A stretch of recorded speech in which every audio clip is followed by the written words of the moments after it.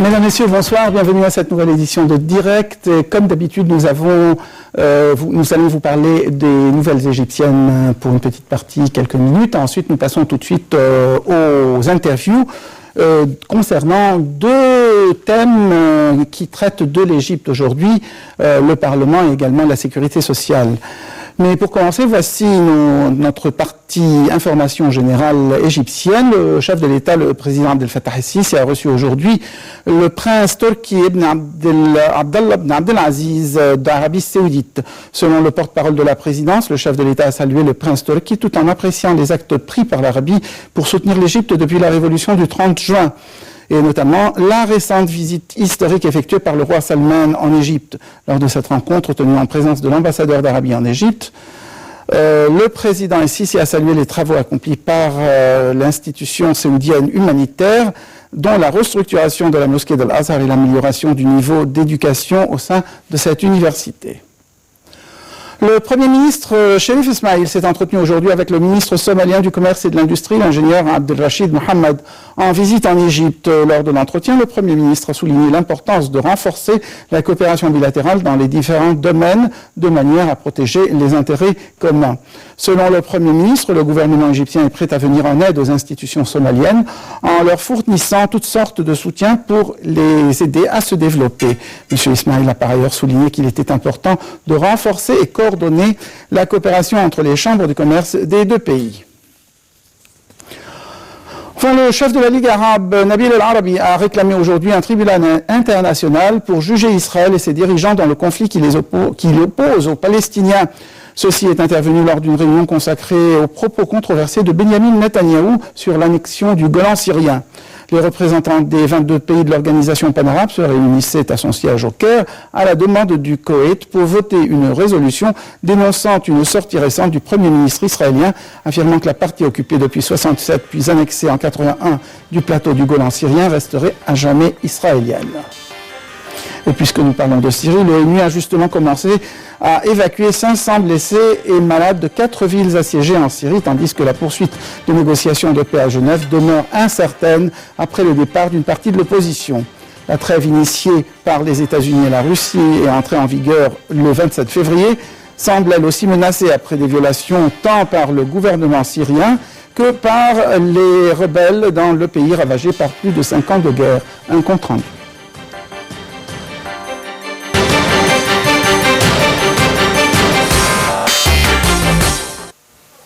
L'évacuation de blessés et de malades qui a débuté mercredi concerne les gens blessés ou malades de 4 villes assiégées, a indiqué une source de l'ONU à Damas. À New York, le porte-parole des Nations Unies a précisé que des membres des familles des blessés et malades faisaient également partie des 500 personnes évacuées. Le premier bus, qui comptait 15 jeunes gens et 10 personnes âgées, a quitté la localité rebelle de Zabadeni, assiégée par les forces pro-régime à l'ouest de Damas. D'après une source militaire, 225 autres personnes seront évacuées de la ville rebelle voisine de Madaya. Un autre bus a évacué des blessés et leurs familles des localités chiites de Fowa et Kafraya, favorables au régime et encerclées depuis des mois par les rebelles dans la province d'Idleb, selon une source de sécurité. L'ONU demande à toutes les parties, et particulièrement aux autorités syriennes, de permettre aux convois transportant des équipements médicaux d'accéder aux régions assiégées, a insisté le porte-parole des Nations Unies. Du côté de la diplomatie, les discussions intersyriennes indirectes à Genève sous l'égide de l'ONU, qui doit en principe trouver un règlement à une guerre qui a plus de 270 000 morts, battent de l'aile avec le départ de la majorité des négociateurs des principaux groupes de l'opposition réunis au sein du Haut Comité des négociations. Ils ont jugé inacceptable de continuer de discuter avec Damas, qui l'accuse de massacrer des civils. Le Haut Comité des négociations a toutefois laissé sur place une équipe technique qui poursuivra les pourparlers depuis son hôtel.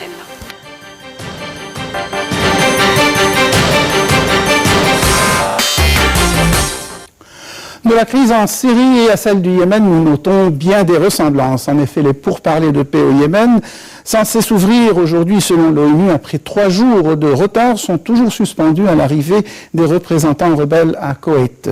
La délégation du gouvernement du président Abdurrabbu Mansour Hadi, présente depuis dimanche à Koweït, a menacé de se retirer si les pourparlers ne commençaient pas jeudi matin. Un compte rendu.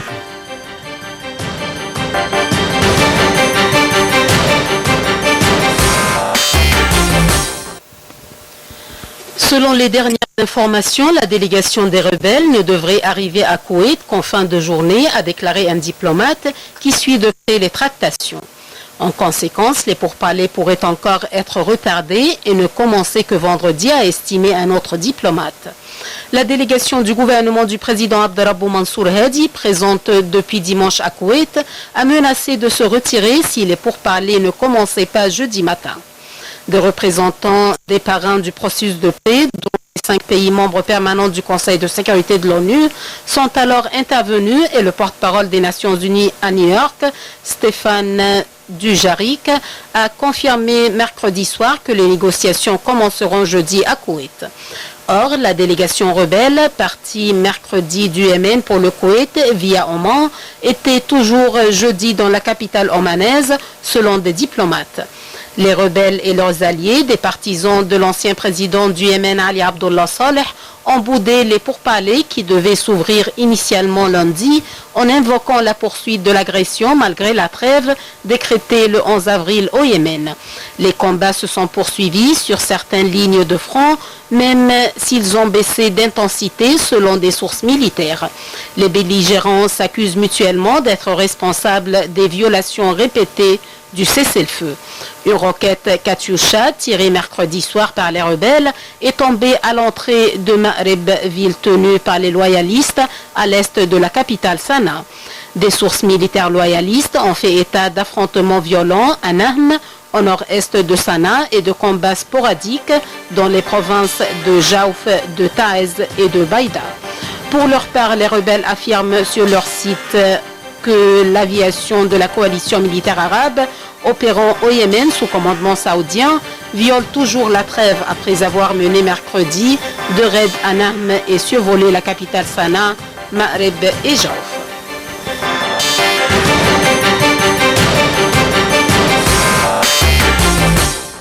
Et nous terminons cette première partie, mesdames, messieurs, avec ce compte-rendu sur la situation parlementaire en Égypte. En effet, la Chambre des députés a renouvelé hier la confiance au gouvernement du Premier ministre Cherif Ismaïl après la présentation du programme du cabinet.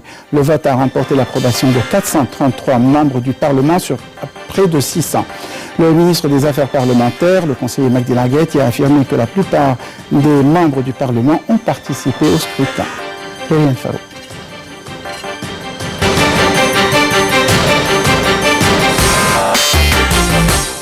Les Égyptiens vont garder leur gouvernement.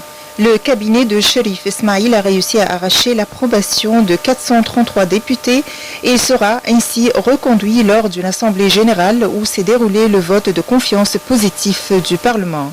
Le chef du gouvernement a annoncé le total engagement de son équipe à présenter un rapport détaillé au Conseil des députés comportant les calendriers et les sources de financement des projets cités dans son programme, notamment ceux liés au secteur de l'économie, de la justice sociale et des services. M. Ismaïl a ajouté que le gouvernement et le Parlement vont s'entraider pour l'adoption d'une série de projets de loi en suspens.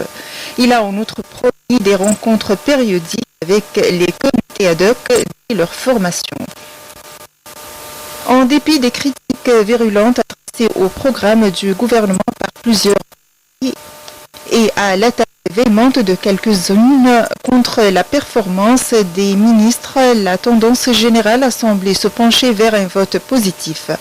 Une quasi-unanimité était constatée au sein du Conseil des députés qui redoutait un vide constitutionnel à un moment où le pays ne supporterait plus d'instabilité politique.